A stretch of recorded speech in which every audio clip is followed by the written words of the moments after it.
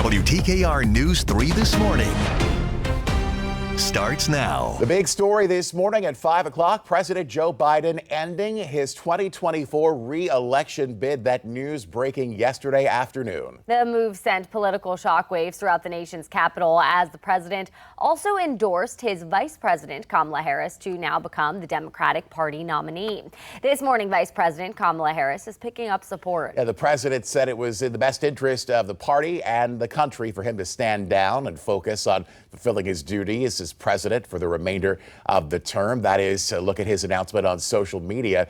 The president then added his endorsement of Harris, urging the party to come together to beat former president and presumed now Republican nominee Donald Trump.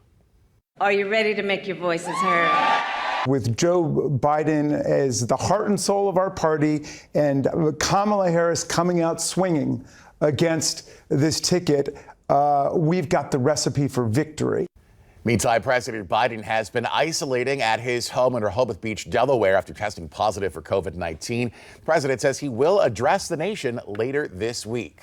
A number of lawmakers from Virginia and North Carolina released statements about President Biden's announcement. So I want to share a few of them with you, starting with Virginia Governor Glenn Youngkin. He said in part that it's time for our nation to now come together to resolve to secure our borders, structure safe communities, grow an economy that lifts up all Americans and restores peace through strength. We also have words from North Carolina Governor Roy Cooper saying President Biden has cemented his place among our nation's finest presidents. And this morning, we are getting some analysis as well, some reaction from political analyst Dr. Eric Claville here locally about President Biden's major announcement. We asked him about President Biden endorsing Vice President Kamala Harris as the Democratic nominee for president. He said just because the president endorsed the vice president, it does not mean that she will in fact be the nominee. Take a listen.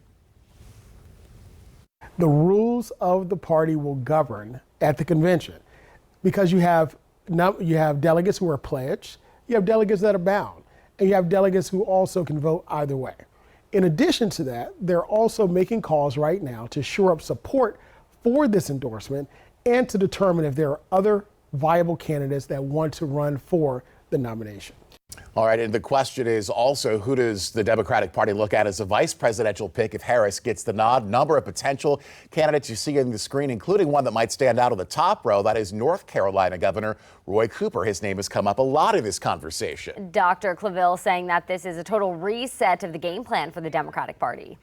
In their game of chess, their move has to be strategic in order to secure states, more specifically battleground states in which the Democratic Party they're trailing currently in some with President Trump.